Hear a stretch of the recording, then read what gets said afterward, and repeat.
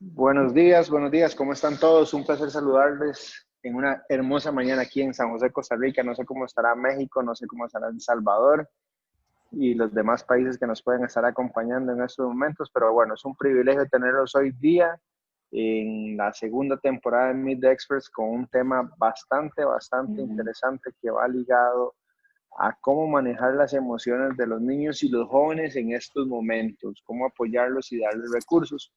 Nos acompañan dos personas expertas en el tema, Cristal Alcántara desde México, con un gran expertise en esta área enfocada en la parte de la niñez, y desde El Salvador nos comparte Cecilia de González, una persona bastante preparada también que ha estado desarrollando un programa muy interesante en El Salvador que se llama Joven Maestro, que también va dirigido a la parte ya más de jóvenes de creo que 14 a 18 años.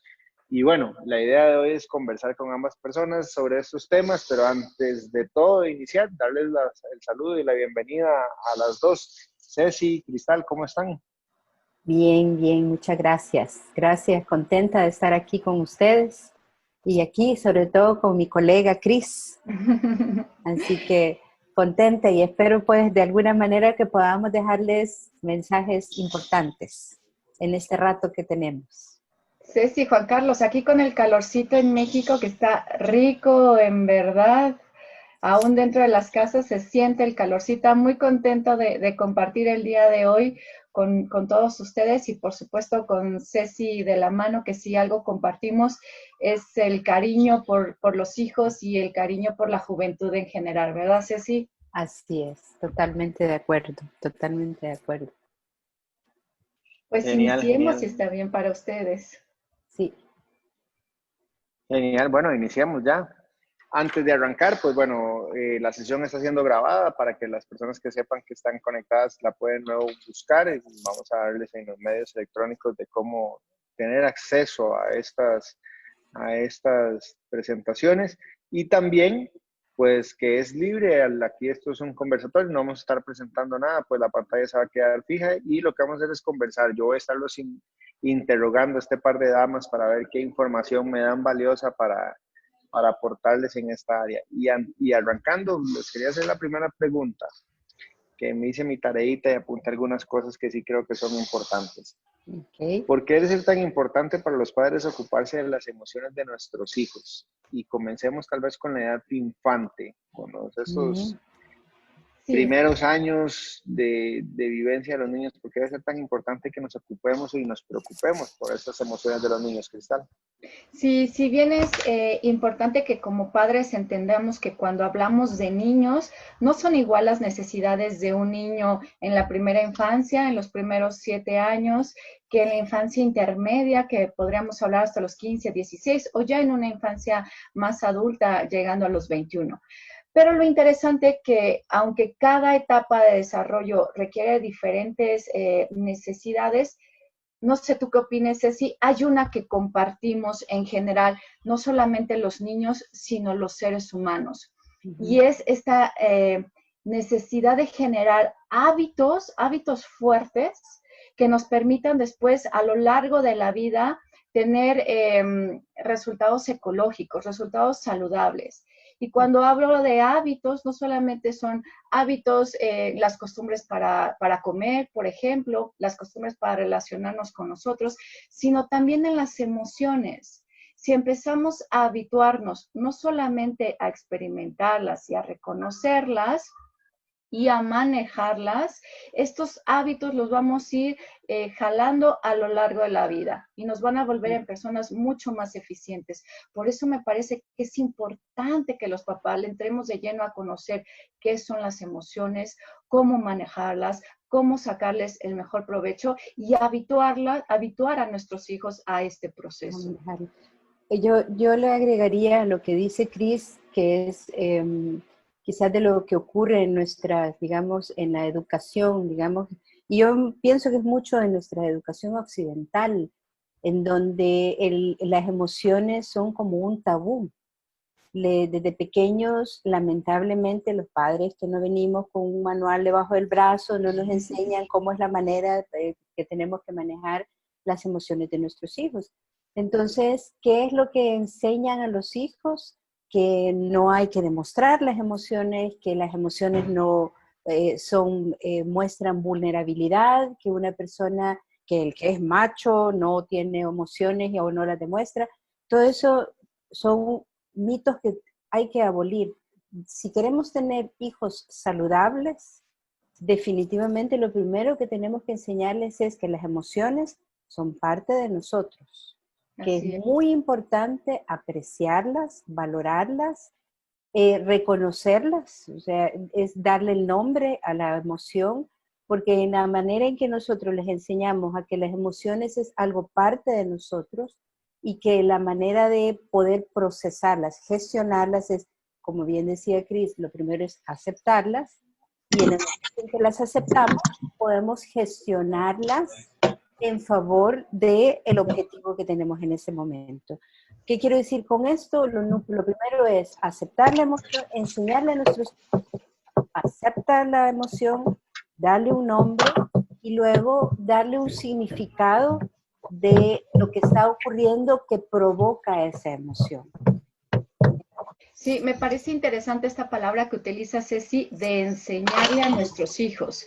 Y algo que ya sabemos como adultos es que nuestros hijos, la mejor manera de enseñarle a nuestros hijos es a través del ejemplo, es a través de lo que nosotros hacemos.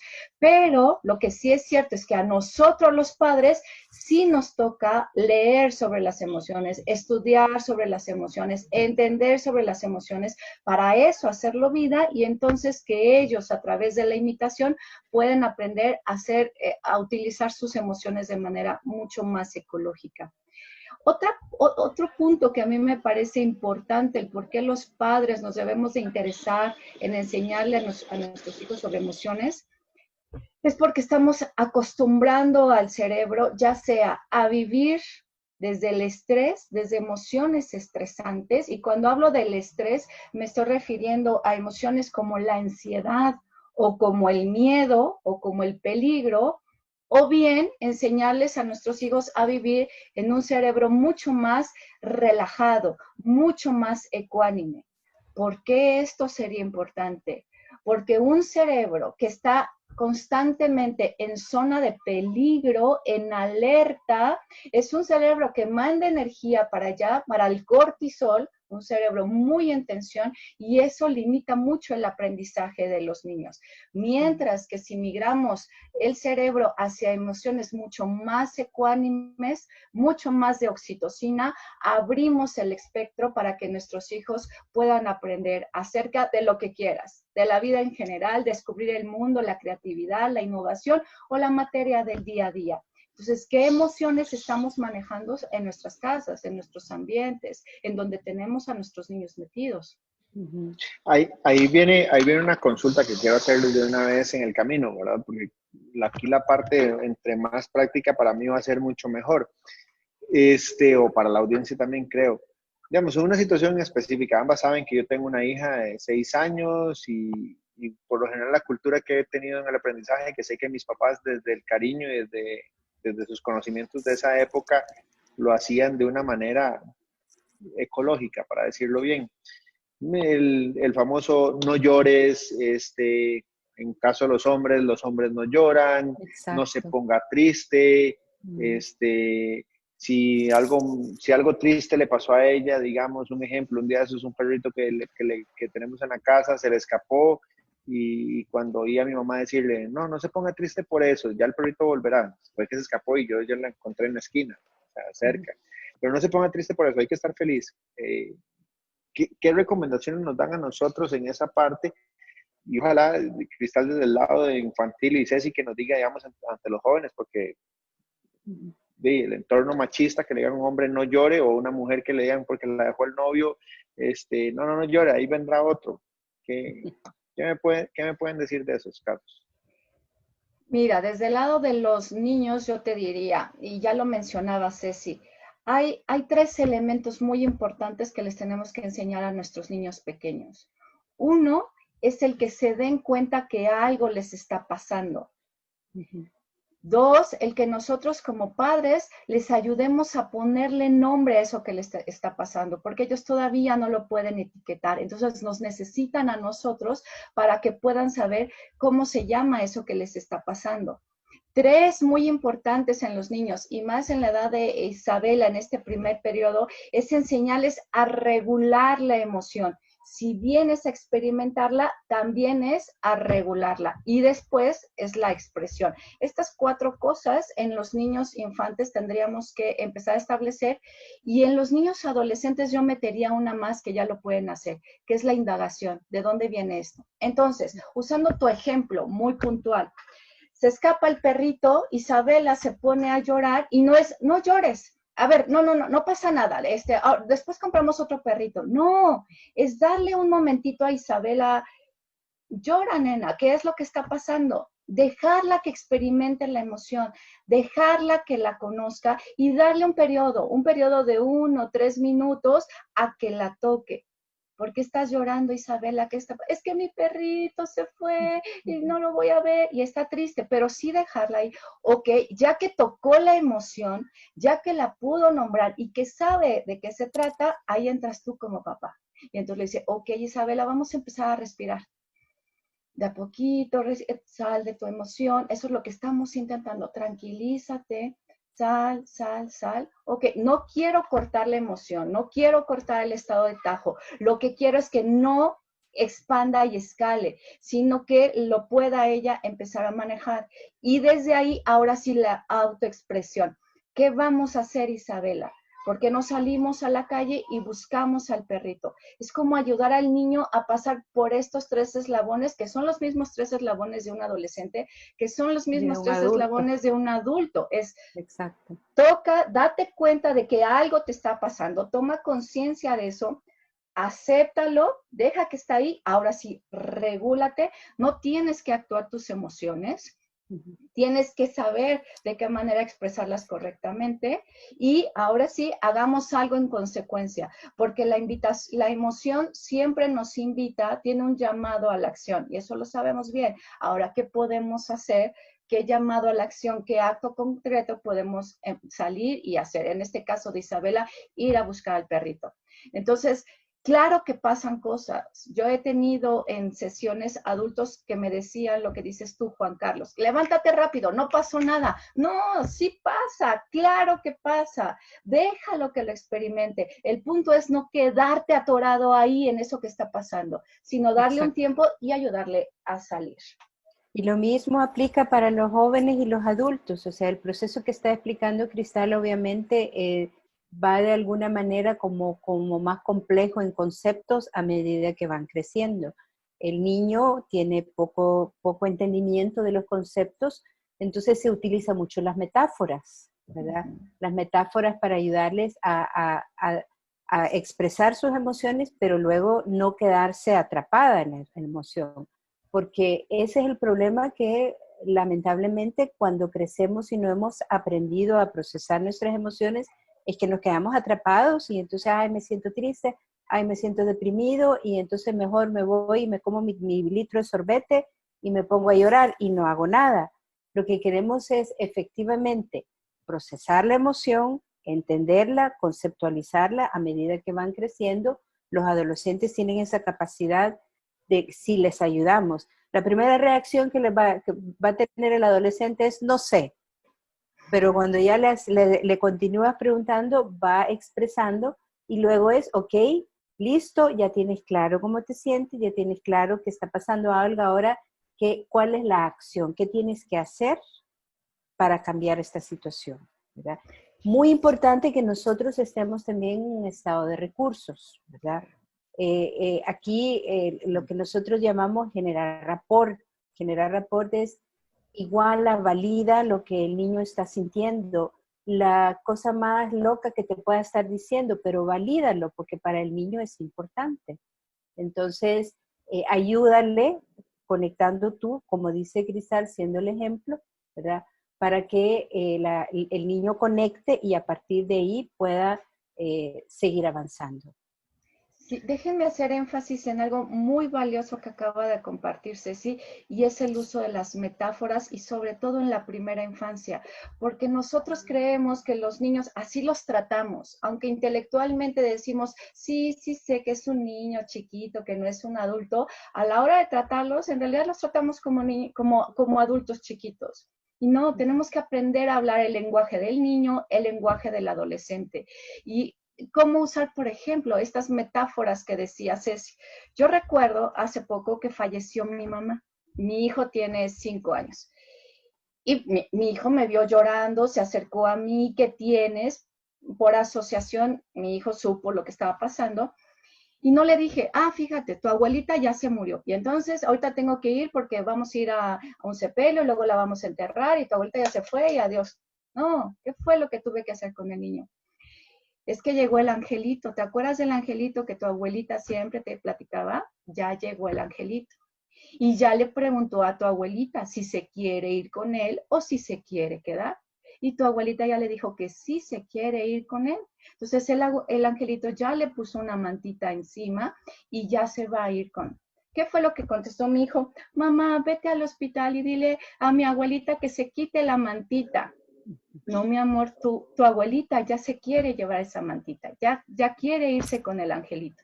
Y entonces ahora cada vez que habla de la abuelita, siempre habla de la abuelita y el angelito. Si se ven, si nos damos cuenta en este uso de las metáforas, el niño a su edad le damos el permiso a que contextualice la experiencia y que contextualice la emoción, pero en su lenguaje y no en un lenguaje de adultos. Lo mismo con los adolescentes y hasta con nosotros los adultos. Quería hacer uso de este recurso muy valioso en los niños. Hablemosles con muchas metáforas. Por ejemplo, el perrito perdido. Si el perrito ya no aparece, algo que pudo haber pasado con el perrito es que el perrito se fue con sus amigos. Vinieron sus amigos perritos y se fue con él. Yo sé que estás triste, que te hubiera gustado que se quedara aquí, pero bueno, a lo mejor algún día regresa.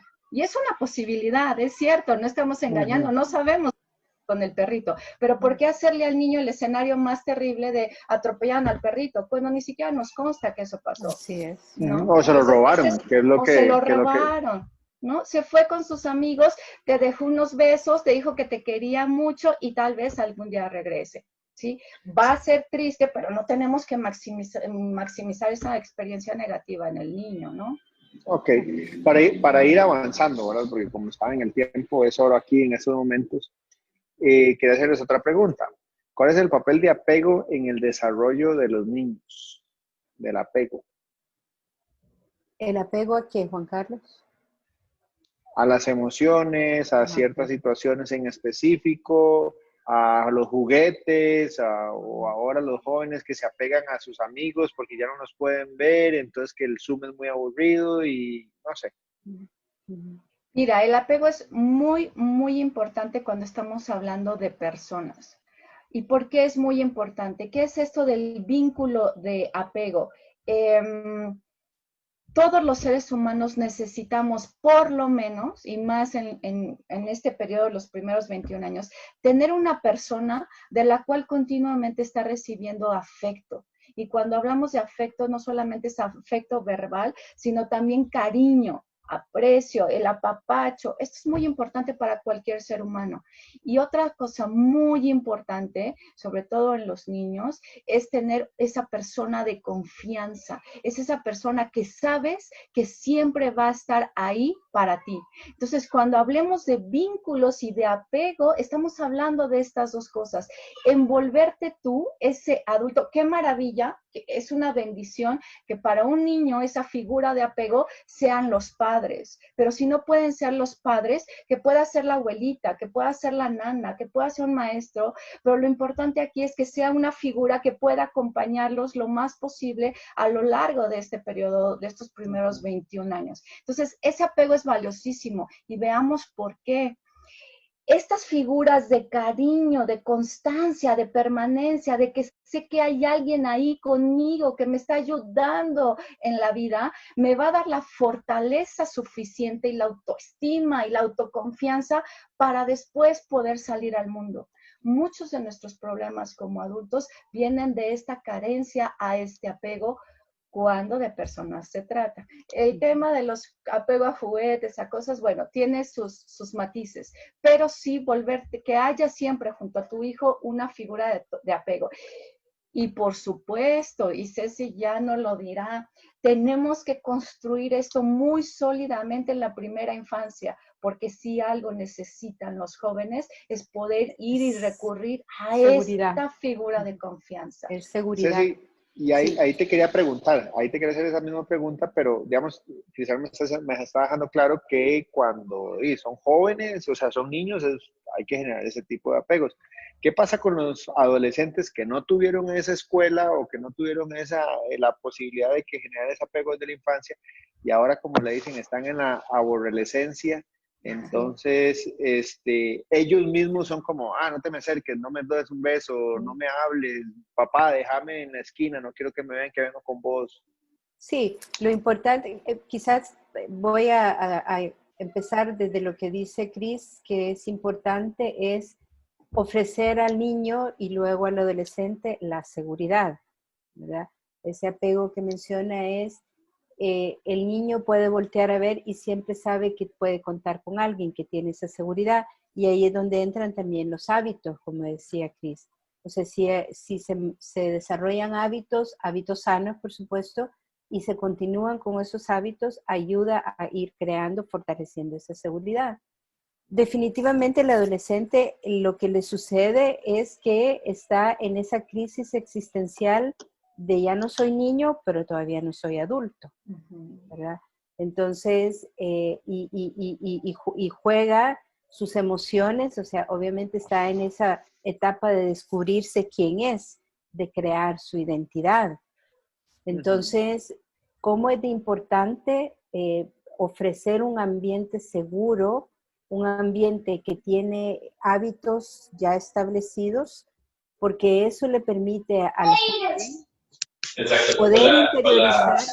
Perdón, dame un segundo porque alguien se puso en modo, déjame para ponerlo en modo silencio a la persona que está hablando. Ya puedes continuar, ya. Aquí lo importante es eso, porque el joven está experimentando cambios psicológicos, cambios físicos, cambios que se mira al espejo, ya no es el niño o la niña, sino que está teniendo. Entonces, Un toque, perdón, Ceci, otra vez. No nos perdamos en dónde vamos y en qué fecha lo tenemos que estar. Ya. Sí. Entonces eso provoca obviamente muchas inseguridades. Entonces, ¿qué es lo que tenemos que ofrecer nosotros? Un ambiente seguro, un ambiente de confianza, en donde permitirle al joven que pueda seguir en ese camino de exploración, de ir encontrando su identidad. Y aquí es donde vienen los modelos. O sea, es tan importante el modelaje de los padres, ¿verdad? ¿Qué es lo que yo estoy enseñándole a mi hijo? Y aquí tenemos que tener claro que todo lo que yo digo, todo lo que yo hago, todo lo que yo expreso, mi hijo lo va a modelar tal cual. Entonces, lo primero es ser consciente yo, qué es lo que yo quiero modelar en mi hijo.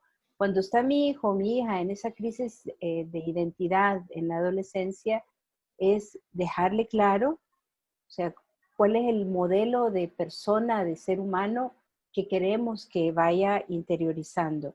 Los primeros 7 años, como dice Cris, es donde se va formando esa personalidad, pero luego viene de nuevo en la época de la adolescencia esa crisis, por lo cual entre más sólidos los valores que les mostremos, entre más sólido el modelaje que tenemos, le estamos ayudando al joven también para ir pasando por esa turbulencia. ¿Cómo es que le dijiste tú? La aborrecencia. La aborrecencia para pasar ese torbellino y pasarlo de una manera más estructurada, digamos. Y yo creo que aquí es importante que como adultos nos demos cuenta que la figura constante somos nosotros, los adultos. Ellos están en desarrollo y tienen permiso total de tener estas fluctuaciones, se están convirtiendo en humanos y van a ir cambiando, pero nosotros nos debemos de permanecer constantes. ¿A qué va mi comentario? Cuando un hijo entra a esto de la adolescencia, también el padre se transforma y entonces empiezan los pleitos, los estirones, los jalones, y no, la figura constante es el padre, el que enseña, como dice Ceci, a mantener los valores. El respeto en esta casa es valioso, no porque entramos a la adolescencia, entonces ahora yo también ya me doy el permiso de gritarte. No, yo como padre me mantengo, no porque estás en la adolescencia y ya no quieres que te abrace y que te beses, se acabó eso. Listo, en la casa yo como padre me mantengo y lo voy a seguir haciendo. Voy a mantener tu espacio en la casa, pero yo me mantengo como figura. Esta continuidad, esta constancia es valiosísima para un adolescente porque le da confianza en su adulto nuevamente.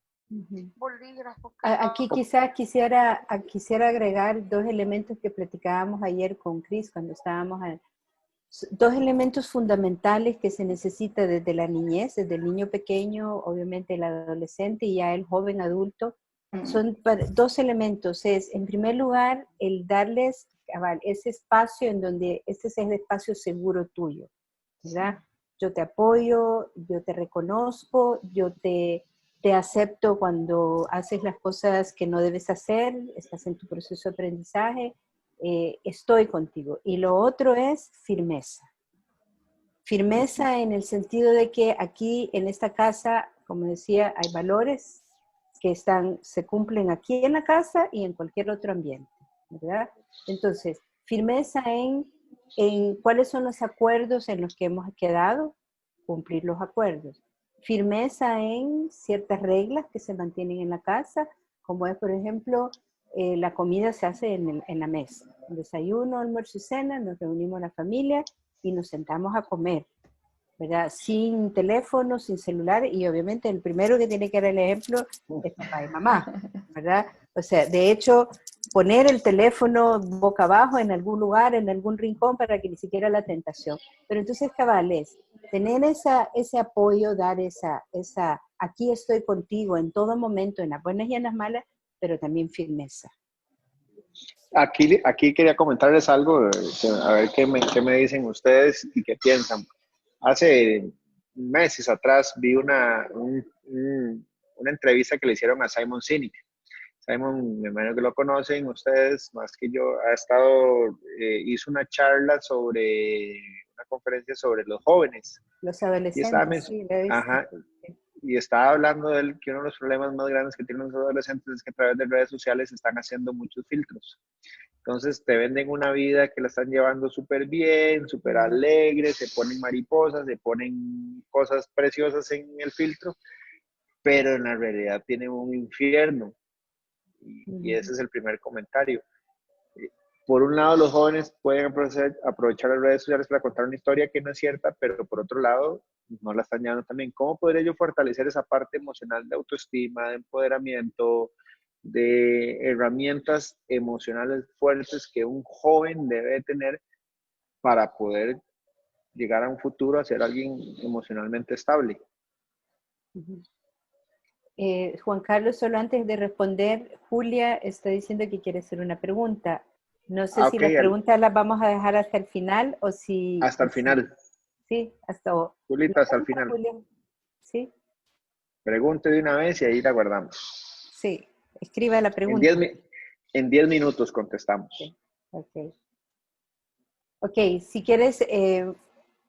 de hecho, Juan Carlos, lo que tú estás diciendo no solamente ocurre con los jóvenes, ni con los niños, ocurre con los adultos.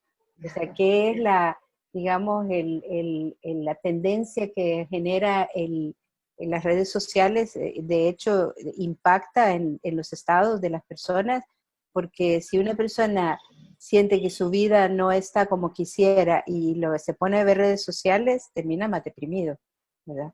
Entonces, para mí lo más importante, y eso, bueno, yo tengo 4 hijos adultos, que pasaron por la adolescencia, y puedo decir que lo viví, digamos, como el mayor lo viví sin todos estos conocimientos que he ido adquiriendo en los últimos años.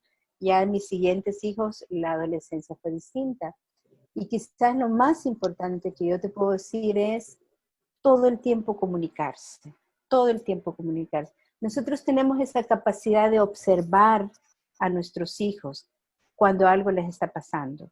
sea, sus expresiones faciales, o sea, su tono de voz, su comportamiento. Nosotros tenemos esa capacidad de identificarlo. Entonces, en el momento en que observamos algo, a raíz de que estuvo viendo las redes sociales o de los comentarios que hace, inmediatamente conectar con el joven e indagar qué está pasando por su mente, qué está creando en su mente a partir de lo que está viendo ahí, ¿verdad? Cómo está recibiendo toda esa información, cómo la está viviendo internamente, cuáles son los significados que le da, ¿verdad? Y a partir de ahí tener una conversación, ¿verdad? ¿Qué es lo que sientes? ¿Qué es lo que te hace sentir eso? ¿Qué es lo que ves, que crees que puede ser para ti una desventaja? Es tener esa conversación, que lamentablemente queremos imponer nuestras ideas en lugar de escuchar y a partir de lo que dicen, analizar lo que el joven está diciendo. O sea, perdón, Cristal, una de las acciones que me estás diciendo acá sería indagar sin omitir un juicio. Primero observar, para mí esto es tan observar. fundamental, y por eso es una de las recomendaciones que yo doy. De hecho, hay estudios que comprueban que los niños que comen en la mesa con papá y mamá entre 5 a 7 veces tienden a tener menos problemas con drogas, alcohol, tabaco, malas amistades, que los niños que no comen con papá y mamá, solo comen 2 o 1 vez a la semana. Solo eso es importante tenerlo. Hay estudios comprobados que hay una correlación directa de las veces que te sentás a la mesa con tus hijos a comer versus los comportamientos no deseados. ¿Por qué? Porque en la mesa tú puedes observar al joven, lo que te dice, los comentarios que te hace, las expresiones que tiene, ¿verdad? Entonces, lo primero es observar. Segundo, indagar, pero indagar juntos, obviamente sin juicio, ¿verdad? Es como, estos adolescentes, las estupideces que se les ocurre. No, o sea, para esa persona, para ese joven, es importante lo que está en ese momento sintiendo o comparándose con lo que está viendo en el mundo irreal de las redes sociales, ¿verdad? Y a partir de ahí conversarlo, es muy importante conversarlo y de nuevo, sin juicios, sin querer imponer lo que debe ser, sino que él mismo saque sus conclusiones. Para mí las herramientas más poderosas con un joven es las preguntas. En lugar del dedo así, decir qué hacer, es preguntar. ¿Qué piensas? ¿Qué sientes? ¿Cómo crees que debería ser? ¿Cómo lo verías tú? ¿Qué recomendarías? Si tú fueras esa persona, ¿cómo lo harías? Y te garantizo que se abre el canal de comunicación. Yo sumaría aquí también el reforzamiento de los comportamientos que queremos ver en nuestros hijos, y esto tanto en niños como en adolescentes. Entre más tú refuerzas un comportamiento, ¿cómo lo refuerzo? Cuando mi hijo se acaba la sopa, le digo, muy bien, qué bueno que te comiste la sopa, porque ese es el comportamiento que yo quiero que él siga replicando.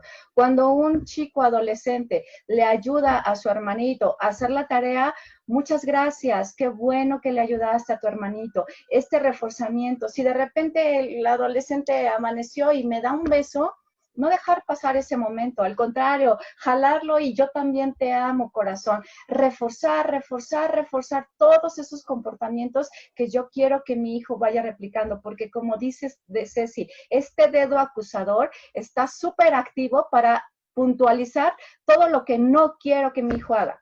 No tendiste tu cama, no te bañaste, no comiste, no hiciste la tarea, no, el dedo acusador. ¿Y cuánto usas el otro dedo que dice, ven, esto lo hiciste muy bien, ven, te amo, ven, vuélvelo a hacer, ven, qué cariñoso, este casi no lo uso, este lo tengo súper activo. Entonces, no nos sorprendamos de que después nuestros hijos quieran ir corriendo a las redes sociales a recibir likes y likes y likes de gente que ni los conoce. Y si alguien se atreve a criticarlo, listo, lo sacan de la red social de un dedazo.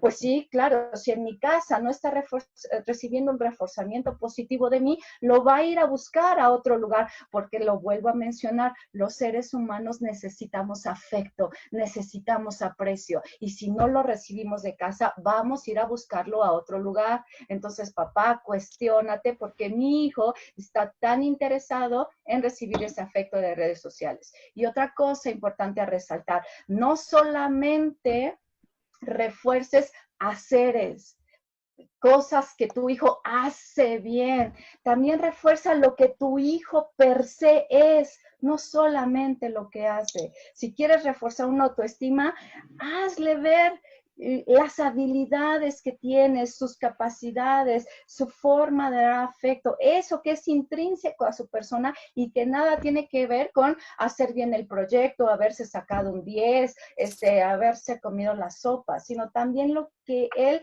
amigable, afectuoso, muy bueno para armar rompecabezas, muy habilidoso, no sé, todas estas cosas, ambas refuérzalas, y entonces tú serás la figura de la cual quiera recibir afecto y no las redes sociales. Y eso que estás diciendo, Cris, es sumamente importante, y eso es de las cosas que yo hago mucho énfasis cuando hablo de la autoestima. Cuando los bebés no hacen absolutamente nada, solo comen, hacen sus necesidades, lloran. Pero ¿qué es lo que el bebé aprende a medida que va creciendo? Que cuando camina lo aplauden, le reconocen, que cuando habla lo aplauden, le reconocen, que cuando saca un 10 en el colegio lo aplauden y lo reconocen, y cuando no saca ese 10, lo rechaza. Entonces ahí es donde pierde ese sentido del ser y pasa a valorar el hacer. Y es muy importante tener eso. O sea, yo te amo independientemente de lo que tú haces. Te amo porque tú eres un ser valioso. Eso es bien, bien importante. Si tú quieres reforzarle la autoestima a tu hijo desde pequeño, no solamente reconozcas lo que hace, sino que reconócelo como ese ser cariñoso, ese ser sonriente, ese ser amable, ese ser de corazón grande, porque ahí es donde tú estás alimentando la autoestima que eventualmente se vuelve incondicional, independientemente de lo que está ocurriendo, independientemente del feedback positivo o negativo que me dieron. Yo me amo a mí misma simplemente por existir. Un pequeño tip. Siempre que vayas a corregir a tu hijo, empieza la frase diciendo, te amo y este comportamiento no es aceptable. Pero empezar la frase con un te amo, pero este comportamiento hay que modificarlo, hay que cambiarlo, en esta casa no se acepta. Pero esa parte del te amo no se trata de ti, se trata de tus comportamientos, que es lo que vamos a modificar. Pero tú per se eres valiosísimo, así tal cual eres. Te estás disasociando ahí del acto a la persona. El hacer, exacto. Exactamente. Una consulta, cuando tenemos dos niños, digamos, no importa la edad, aquí ya lo voy a poner así, hay un niño que es extrovertido y otro niño que es introvertido. ¿Cómo voy a reforzar las emociones de ambos niños? ¿Se utiliza la misma estrategia? ¿O a un niño que es introvertido se le habla de una manera, al otro niño que es extrovertido se le habla de otra manera? ¿Cómo funciona? Estupenda pregunta, Juan Carlos, porque ahí los padres es donde la crianza per se es un reto, pero entre un hijo más llega, se vuelve cada vez un reto mayor, porque cada hijo es único. Trae su propia personalidad, su propio temperamento, su propia manera de filtrar el mundo, y desde ahí necesita un padre con características específicas para cada hijo. Como padres nos toca sentar una base uniforme familiar, pero una vez que esa base está, darle a cada hijo lo que cada hijo necesita. Por ejemplo, si tenemos un hijo que es muy melancólico, de mucho apego, entonces, no sé, cada vez que se va de casa del abuelito, llora porque se quería quedar con abuelito. Entonces, a ese hijo darle contención. Sí, cariño, vamos a regresar con tu abuelito. Yo sé que lo quieres, que lo extrañas. Al ratito vamos a regresar con él. Y el hermanito, él está en su vida muy alegre, no tiene tanta melancolía, por decirle de una manera. Listo, con él no tenemos que poner tanto énfasis en esa característica. Pero, por ejemplo, a ese otro hermanito, cuando intenta algo, si no lo logra, se frustra y entonces explota. Bueno, a este niño lo vamos a tener que tratar en ese momento con herramientas diferentes. No queramos homogeneizar a nuestros hijos. Es imposible. Cada uno es único e indivisible. Y más, bueno, Ceci tiene hasta gemelos.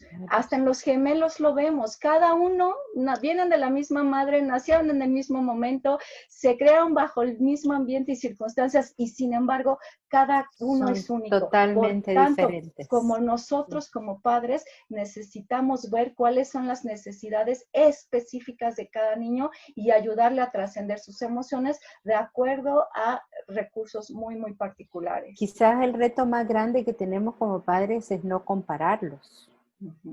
Eso es tan importante, es un gran reto el no compararlos. O sea, lo hacemos de repente en automático, pero sí, no debemos compararlos porque definitivamente cada uno es su propio ser, definitivamente. Así es. Para ir cerrando, quiero porque para dejarles las preguntas de la gente que nos puede hacer y por no dar el tiempo de los 45 minutos de ponencia que pensábamos, un ABCD rápido, las 4 o 5 reglas que yo le haría, y aquí te la dejo a vos, Cristal, para que me hables de los niños, cómo fortalecer sus emociones y cómo contribuir en ellos para que sean seres seguros y que puedan seguir creciendo emocionalmente y tengan ese gran dominio de esto. Y la misma pregunta para Ceci, en los adolescentes, ¿qué podría hacer yo? Porque está en una etapa difícil. De hecho, lo pongo de manera de comentario. Cuando mi papá, ustedes saben que se murió cuando yo era muy joven, pero en sus últimos años siempre le decía a mi mamá, en la adolescencia, cuide mucho. A mi hermano y a mí nos decía buchitos. No sé por qué, pero nos decía buchitos. Cuide mucho a los buchitos en la edad de la adolescencia. Porque si te los agarra un vago, te los hace vago. Si los agarra un maleante, te los hace maleantes. Si te los agarra una persona de bajos valores, te los va a hacer de bajos valores. Entonces, creo que en todas las etapas somos muy moldeables, pero ¿cuál sería ese ABC o esas 4 o 5 reglas que ambos me podrían decir según la edad? Y comencemos con Cristal en todas las etapas del niño hasta la preadolescencia. Sí. Lo primero y lo más valioso, y creo que lo hemos estado repitiendo varias veces, es la seguridad. Es que tu hijo sienta que su entorno, que hay un adulto que se va a hacer cargo de mantenerlo protegido, mantenerlo contenido, desde cosas tan básicas. Por ejemplo, hablemos de un bebé. Un bebé, quiero por un momento que te metas ahí.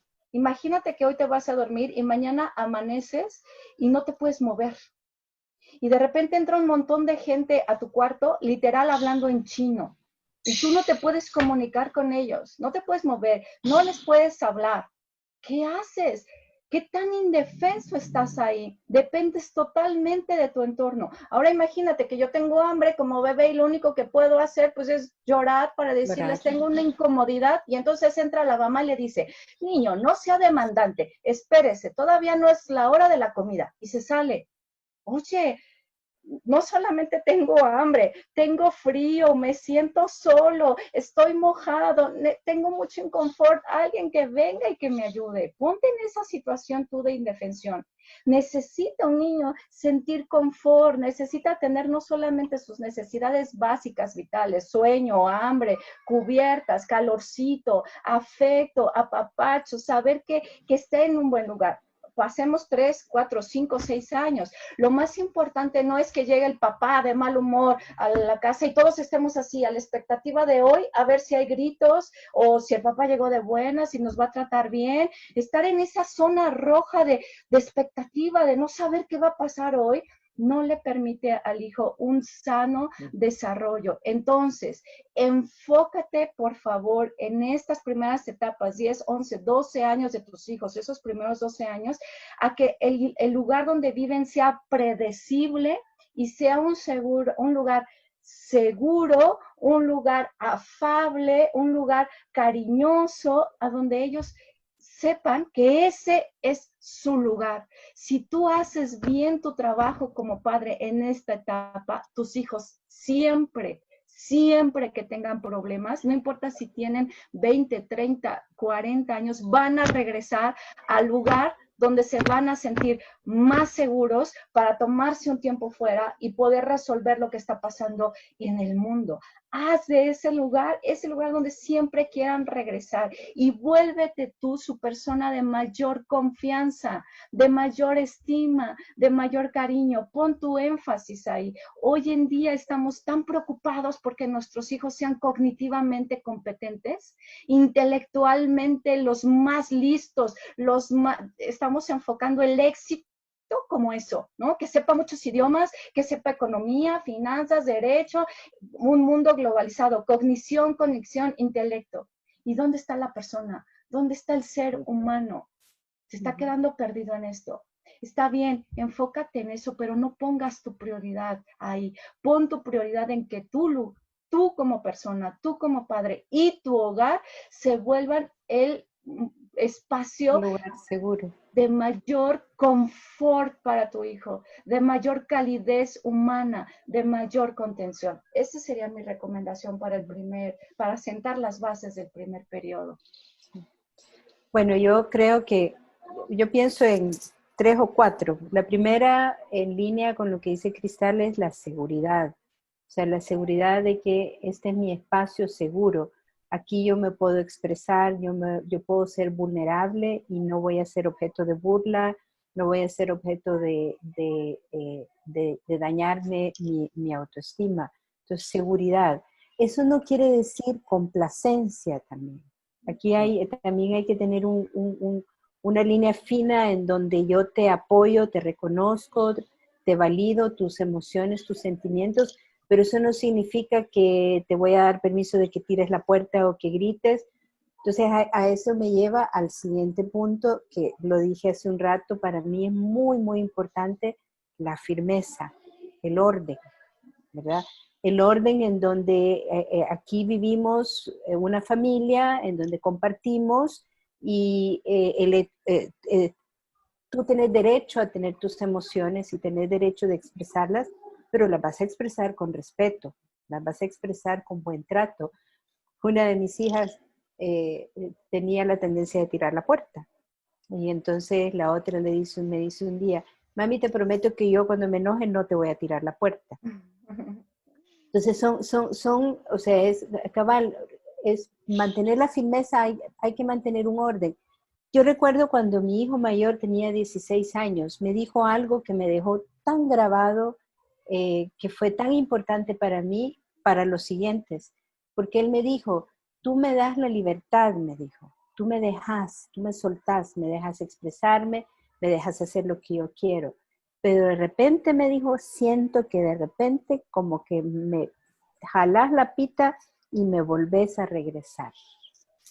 ¿Qué me estaba diciendo con eso? Me gusta que me dejes ser como quiero ser, pero no me dejas a lo libre albedrío, sino que siempre dentro de un marco en donde se cumplen reglas dependiendo de la edad que tiene, ¿verdad?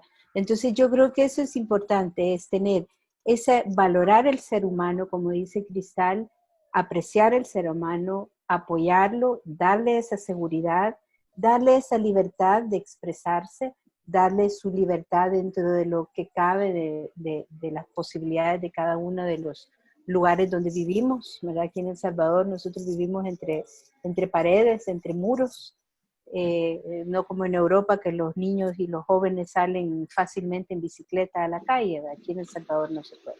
Pero bien, pero también es eso, el tener ese control en donde te suelto, pero no te dejo libre a que hagas porque todavía estás en el proceso de aprendizaje, ¿verdad? No se te oye, Juan Carlos. Juan Carlos, no se te oye. Sí, discúlpeme, es que me puse en bloqueo del otro dispositivo, entonces ya no lo puedo quitar, voy a hablar desde a este. Okay. Bueno, me queda súper claro o nos queda súper claro todas esas recomendaciones que nos están dando. Espero que les sean bastante útil. Vamos a decirle la pregunta que nos hizo Julia. Voy a quitarme esto porque me hace eco. Dice, cuando mi hijo de 3 años tiene un estallido emocional, ¿cómo puedo ayudarle a identificar la emoción? Me preocupa darle nombre a una emoción que no tengo certeza cuál es. Por ejemplo, pienso que puede sentir frustración y yo confundirla con enojo. Me gustaría que él vaya identificando sus emociones, pero aún no tiene el lenguaje tan desarrollado. ¿Qué podría hacer ahí? Ok, cuando hablamos de emociones, hay 2 periodos para las emociones. El primer septenio varía entre autores, pero digamos que concuerdan en 5 emociones básicas que se presentan en el primer septenio, en los primeros 7 años de vida de nuestro hijo. Estas emociones son la alegría, la tristeza, el enojo, el miedo y el desagrado. Estas son las 5 emociones básicas que después, cuando brincamos a la adolescencia, y por eso oía, no recuerdo si a Ceci o Juan Carlos que decían, traen un infierno dentro. Más que un infierno, lo que pasa es que estas emociones se empiezan a desplegar, se empiezan a mezclar entre ellas y se empiezan a matizar, y entonces de 5 se vuelve un matiz impresionante de emociones. Pero en los niños del primer septenio, como padres, con que sepamos que están transitando entre estas 5 es suficiente. La frustración es de la misma línea del enojo, es un matiz del enojo. Entonces lo que el niño está emberrinchado porque él quería obtener algo que no está obteniendo. Entonces, no importa que tú le pongas a la edad de 3 años que le digas al niño, mira, lo que tú estás sintiendo es enojo. Lo que le puedes decir al niño es, yo entiendo que tú querías este carrito, pero el carrito ahorita no va a estar. Y dejarlo que lo saque, que lo experimente, pero no que lo actúe. ¿A qué voy con esto? Puede experimentar y sentir el enojo, pero no por eso te puede dar manotazos a ti, o te puede dar una patada a ti, o puede agarrar la crayola y aventarla. Eso es lo que tenemos que enseñarle a limitarse. Siéntate, está bien que estés enojado, pero no, patadas no, manazos no. No puedes aventar las cosas, no, le das esa contención, pero que experimente la emoción. Y después sobre todo con el enojo, les recomiendo que no dejen que un niño esté más de 1 minuto en el enojo, no más de eso. Y ya que lo vivió y lo experimentó, ayudarlo a transitar y empieza a respirar. Y tú, como papá, empiezas a respirar junto a él. Vamos a respirar junto. Vamos a inflar un globo. ¿Inflamos junto? No, inflemos un globo.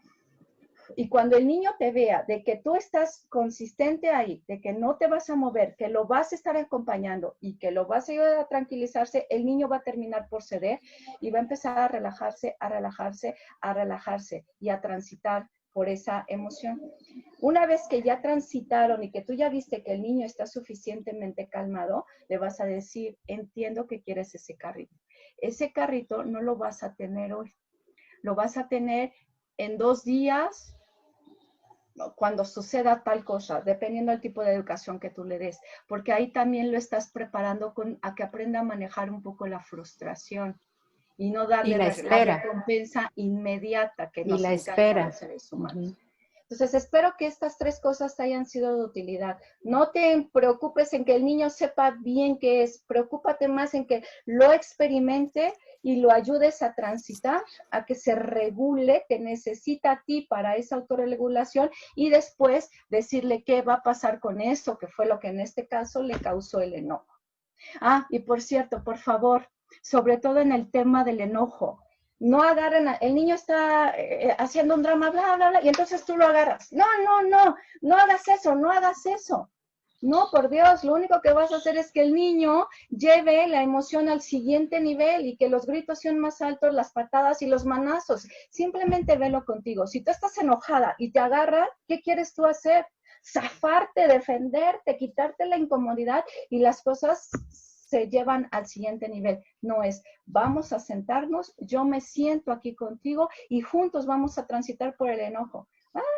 Siéntate, aquí vamos a estar. Nunca dejen a un niño solo con ninguna de las tristezas. No lo encierren en el cuarto. Hasta que se te pase el enojo, te voy a abrir la puerta. No, no sabe cómo hacerlo. Te necesita a ti para poder transitar por ahí más rápido. Espero que te haya sido de utilidad, Julia. Sí, esto aplica también para los jóvenes. Totalmente, totalmente. Es que es lo que yo les decía, cuando nosotros, lamentablemente, ¿qué es lo que sucede? Se vuelve un círculo vicioso cuando el joven se enoja y empieza a expresarlo, entonces nos induce un estado a nosotros también. Entonces, lo importante con los jóvenes, con los adolescentes, cuando tienen esos abruptos es, o sea, nosotros no perder la calma, ¿verdad? Nosotros mantenerla, no ponernos a la par, porque si nos ponemos a la par, se acabó, ahí fallamos. Sino que, ok, entiendo que estás molesto, comprendo, y a lo mejor si yo estuviera en tu lugar me estaría sintiendo igual. Pero bueno, entonces ahorita platiquemos de esto, porque quisieras mantenerte en este estado o quisieras modificar tu estado a un estado que te ayude mejor a sentirte de una manera diferente, ¿verdad? O sea, la ventaja con un adolescente es que tú ya podés, y ahí es donde la diferencia, como describía Cristal, las emociones, porque a medida que vamos creciendo y vamos matizando nuestras emociones, es porque ya los conceptos entraron en la mente, ya el joven puede conceptualizar, ¿verdad? Entonces ya está más en un nivel de raciocinio que, o sea, combina. Con el niño tú no puedes razonar todavía. Exacto, no lo intentemos, el niño todavía no puede hacer elaboraciones cognitivas. Y nada más para sumar, ojo también con el miedo, por favor, no empujen a los niños ni a los adolescentes a ir a tratar de luchar con el miedo. No, todavía no tienen los recursos, te necesitan a ti a su lado. Sé de contención tanto con el miedo como con el enojo, por favor. Una cosa que también es importante entender con lo que está diciendo Cristal es que el cerebro del niño se está formando.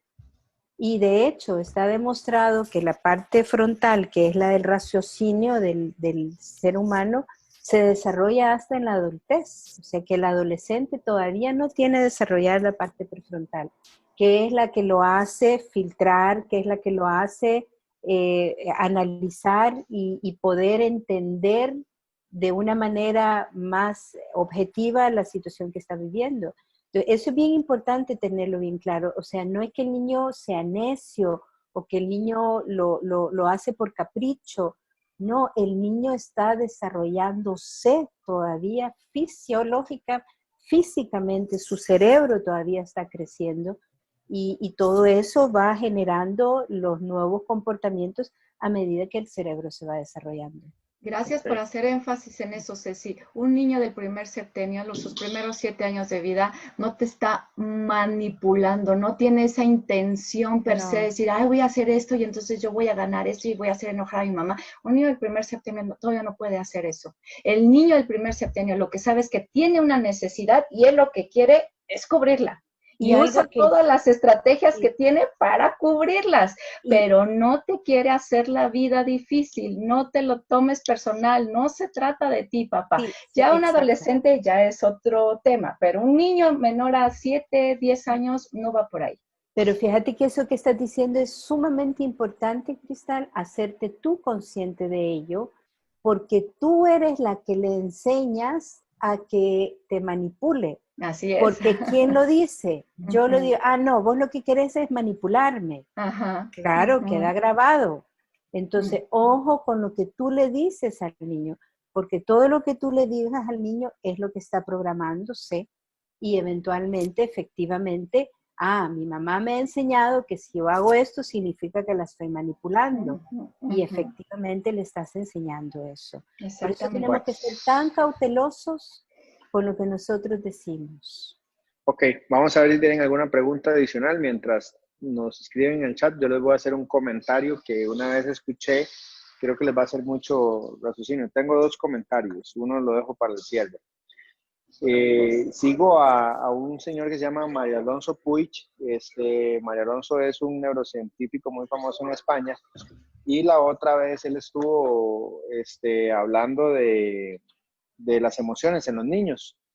Entonces, él decía que los niños no se preocuparan tanto como lo que decía Cristal por hablarles de creatividad, digo, por hablarles de que aprendan un idioma, que sean muy ágiles en algún tema en específico. Él decía que un niño que en sus primeros años, y lo decía también desde la adolescencia, no supiera saberse comunicar bien, poder entender sus emociones, poder desarrollar el pensamiento crítico, era un niño que cuando llegara a la parte ya de adulto profesional, le iba a costar mucho desarrollarse en la parte de innovación, de creatividad, de trabajar la parte creativa en los negocios, de trabajar en equipo y sobre todo de saber escuchar. Entonces, que si no desarrollaba eso joven, cuando fuera adulto le iba a costar desarrollar dones de liderazgo. Y el manejo de adversidades también. Uh-huh.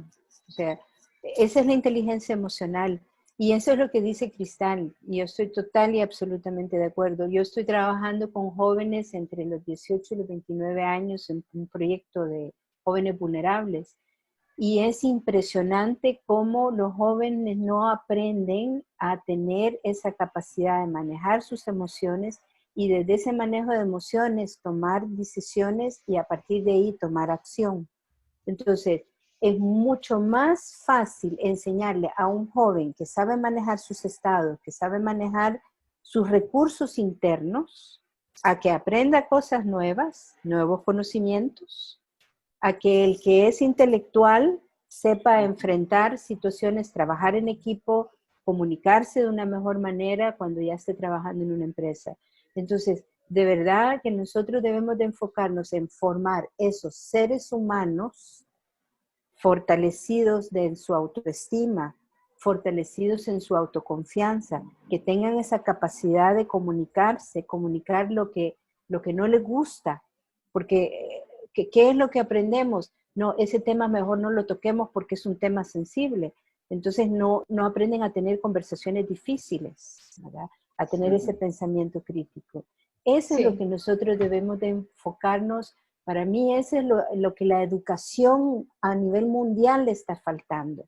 Formar al ser humano y a la par darle las habilidades, los aprendizajes académicos que requiere, pero enfocarse en desarrollar el ser humano. Y yo añadiría en el momento correcto, porque cuando hablamos de niños estamos hablando de un gran espectro, 21 años. El pensamiento crítico lo debemos desarrollar en el momento correcto.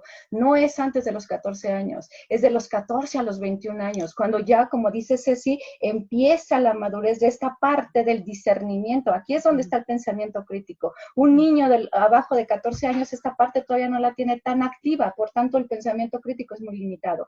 ¿Qué es lo que tenemos que hacer en el primer septenio? La fuerza volitiva, que hoy en día tanto nos hace falta a los seres humanos. Querer ir a hacer, querer ir a lograr. ¿Ustedes creen que caminar sea una cosa muy fácil? Necesita prueba y error, prueba y error. Aprender a hablar es muy fácil, prueba y error. Ahí está la fuerza volitiva, las ganas de querer, las ganas de alcanzar, están en el primer septenio. Eso es donde tenemos que poner como padres nuestro enfoque y además que nuestros hijos aprendan a cuidar su cuerpo. En el segundo periodo, 7 a 14, es todo este despliegue de emociones, que las transiten, que las conozcan, que las hablan. Como dice Ceci, reforzamiento de la autoestima en este periodo es sumamente importante. Y después viene este pensamiento ya crítico, donde viene todos estos temas de lo que es justo, lo que es bueno, todo esto, para que en un espectro de 21 años hayamos hecho a un ser humano completo. El error que me parece que estamos cometiendo, y lo vuelvo a repetir, estamos privilegiando la cognición, el intelecto, el pensamiento crítico desde edades muy tempranas y estamos dejando de lado otros aspectos muy importantes y muy fundamentales en los niños. Y para cerrar mi participación del día de hoy, siempre les digo, tu papá, tu mamá, quieres enseñarle tanto a tus hijos, pero no te preocupes, tus hijos aprenden por imitación.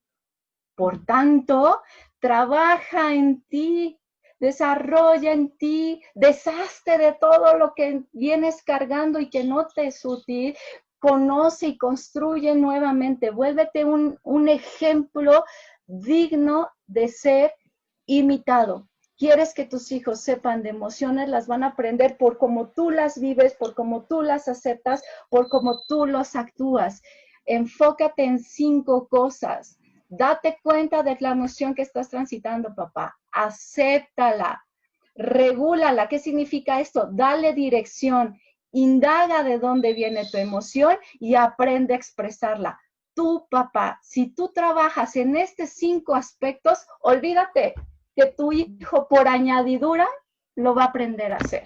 La clave eres tú, no tu hijo, eres tú.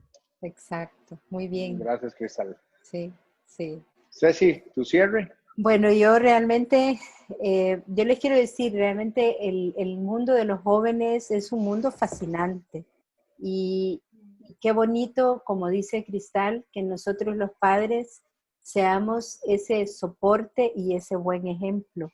De nosotros padres depende todo lo que nuestros hijos van asimilando. Nosotros somos el ejemplo. Cuidado con lo que dices, cuidado con las expresiones que haces acerca de las otras personas, cuidado que los comentarios que tú haces con respecto a las emociones, al tema de los géneros, etcétera, etcétera, etcétera. Todo lo que tú expresas, todo lo que tú haces, tu hijo te lo va a modelar. Entonces, a los jóvenes, démosles el modelaje. Y mi recomendación, como les digo, es, si tú no te sientas a comer con tus hijos, empieza a hacerlo. Porque eso es una de las mejores estrategias para enseñarle buenos modales, para enseñarle cómo comunicarse en familia, que luego se traduce en trabajo en equipo, para enseñarle a poder expresar todo lo que tiene. Para mí eso es fundamental. Y yo me he dado cuenta porque cuando lo menciono, veo las expresiones de los padres de como quien dice, no, yo no me siento a comer con mis hijos. Cuando llego me voy al cuarto y pongo la televisión y como frente a la televisión. Eso es lo peor que puedes hacer. Lo mejor que puedes hacer es sentarte a la mesa con tu familia y convivir. Y ahí es donde se enseñan las mejores costumbres, los mejores valores, las mejores prácticas que luego se van a ver reflejados ya en el adulto. Bueno, muchas gracias a las dos. Tengo un último comentario de una participante, Ainhoa, conocida de la familia también. Dice, sí, de la familia digo porque ella se ha certificado en PNL y neurosemántica con nosotros, entonces por eso digo que es de la familia. Igual que doña Lidia también, que nos dice excelentes aportes, de Cristal y Cecilia también, que está certificándose con nosotros en PNL y neurosemántica. Ainhoa nos dice, no preguntas, pero me gustó mucho que los comentarios cubran tanto la edad de los niños como los adolescentes. Muy provechoso y herramientas súper útiles para seguir aplicando. Yo creo que el coaching y la PNL encuentran muchos recursos y se los digo a título personal. Yo entré a este mundo hace 12 años cuando todavía no era mamá y ya desde ahí yo me sentía con muchas herramientas profesionales, después en la pareja, pero si en algo he podido poner a prueba todas estas herramientas y ver su utilidad es justamente en la crianza. Así que quien quiera transitar por este mundo con más recursos, aquí tienen dos lugares donde pueden encontrarlos. Con más herramientas, correcto. Sí, totalmente. Yo les digo mi comentario que tenía ahí de cierre, no quede satisfecho. No por el contenido de los temas de ustedes, porque realmente es grandioso y aprendí mucho como ser humano y como padre. Lo que hemos querido hacer en Meet the Experts es venderle a las personas que el líder es un líder integral. No solo es muy bueno haciendo negocios o manejando equipos en la productividad, haciéndolos más rápidos, más ágiles, más lo que usted quiera, sino que también aprendan a ser seres humanos, porque si son seres humanos van a poder manejar equipos más fáciles y también van a poderse llevar muy bien en familia. Y como no creo en la parte de género, como me comienzo a ver aquí la lista de los participantes y veo 2, 3 hombres, o sea, me caben en una mano y me sobran dedos. Y creo que el tema de ser padres no le corresponde solo a las mujeres, sino que también nos corresponde a los padres, porque es muy fácil llegar y decir, ay, calle este chiquito ya, que se calle. Eso, después cuando el chiquito tenga 10 años o 15 años no lo va a respetar, ni le va a hacer caso, ni le va a hacer nada. Entonces, como les digo que no quedé satisfecho, me gustaría invitarlas nuevamente a volver a hacer este mismo taller en un horario donde voy a retar a los hombres. Que los padres puedan estar. Me gusta Encantada. eso, me gusta, Encantada. me gusta. La verdad es que me encanta hablar de esto. Sí, así no que solamente encantada. las Sí, mujeres necesitamos recursos, por sí, supuesto que ustedes sí, los hombres sí. también. Voy a, porque siempre es muy fácil, ay, ahí me mandas la grabación. Sí. No, la grabación no la van a ver.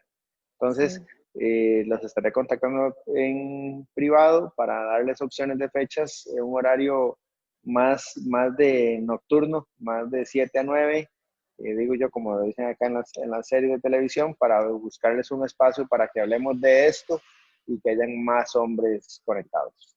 Y no tú no nos dejarás mentir, Juan Carlos.